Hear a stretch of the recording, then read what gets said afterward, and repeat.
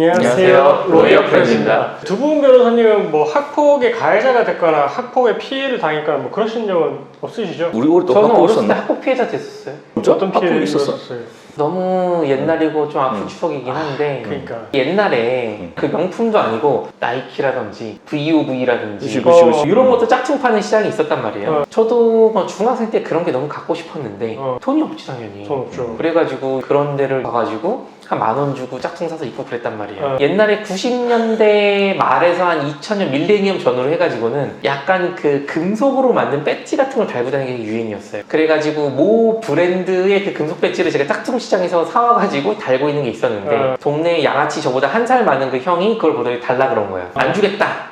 제가 이렇게 저항을 했더니 다음 날에 자기 패거리를 우르르 데려와가지고 집단으로 린치를 가한 적이 있었죠. 학폭에 대한 이야기를 이렇게 꺼낸 이유가 뭐냐면 학폭이 요새 정말 많아지고 있거든요. 형태도 다양해지고 수위도 높아지고 이런데 박 변호사님이 말씀하셨던 건 되게 오래전 일이잖아요. 근데 오래전 일임에도 불구하고 성인이 되고 나서도 다시 과거 일을 떠올리면 너무나 고통스러울 정도로 학생들한테 가해지는 고통이 큰데, 그래서 이 학폭을 좀 줄일 수 있는 방안이 뭐가 있냐, 뭐 이렇게 이제 논의가 하다가 나오게 된 말이 생활기록부에 기재를 하는데 그거를 대학교 입시에 반영하는 쪽으로 그 기사 본 것 같다. 그렇게 이제 반영을 하기로 했고, 전면적으로 반영이 되는 게 이번 고3부터예요. 올해 고3 2026년 대학교 지금 입시생들은 학폭에 연루가 돼서 기록이 남아있다면 대학교 입시에 이제 반영이 된다. 불이익이 돼버리는. 그렇죠. 그렇게 이제 생각하시면 될 것 같고, 그래서 학폭의 뭐 유형은 여러 가지가 있습니다. 폭행은 당연히 들어가고요. 공갈, 그 다음에 뭐 따돌림, 성범죄. 학폭은 그 수위가 일반 성인들 사이의 범죄 수준에 이르지 않는다고 하더라도 학폭에도 해당되는 게 많이 있거든요.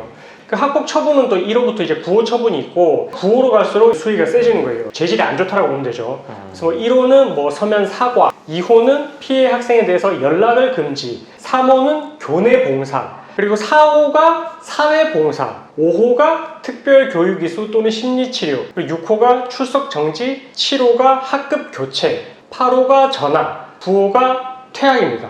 여기서 중요한 게 이 생활기록부, 아까 제가 전부 대학교 입시에 반영이 될 거라고 했잖아요.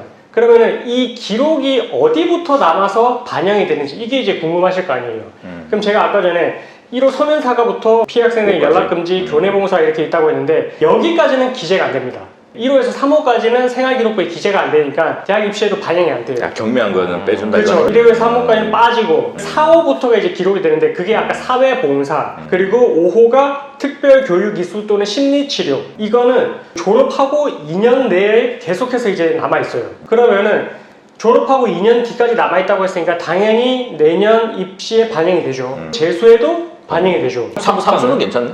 삼수에도 반영이 되죠. 2년 뒤까지 남아있다고 했으니까. 졸업하고 2년 네, 뒤. 4수까지? 그렇죠. 그래서 이제 이게 지금 졸업하고 2년 뒤에 삭제가 된다. 그리고 아까 전에 6호 출석 정지부터 7호 학급 교체, 8호 전학. 이거는 졸업하고 4년 뒤에 삭제가 됩니다. 어떻게 보면 학폭의 수위가 높고 그래서 이제 처분의 수위도 셌었는데 그거를 대학교 입시에도 불이익을 주겠다. 그 불이익을 주는 방법은 사실 학교마다 반영하는 뭐 모집 요강 이런 거에 따라 다르긴 하거든요. 뭐 감점도 있고 아니 뭐 기회를 사실 부여를 하지 않는 그런 것도 있어가지고, 그래서 이렇게 이제 조치에 따라서 졸업하고 언제까지 지금 남아있고 그런 게 입시에 반영이 될 수 있으니까 혹시나 학폭에 연루된 학생들이 있고 학부모님들이 그것을 아시게 됐다면 당연히 그 부분에 대해서는 조금 조력을 받는다든지 그렇게 해서 이제 대응을 하셔야 되는데, 이 조력을 받았을 때 수위가 좀 달라질 수는 있어요. 4호가 제가 아까 이제 사회봉사를 말씀드렸는데 여기서 한 단계만 낮아지면 교내봉사로 가잖아요.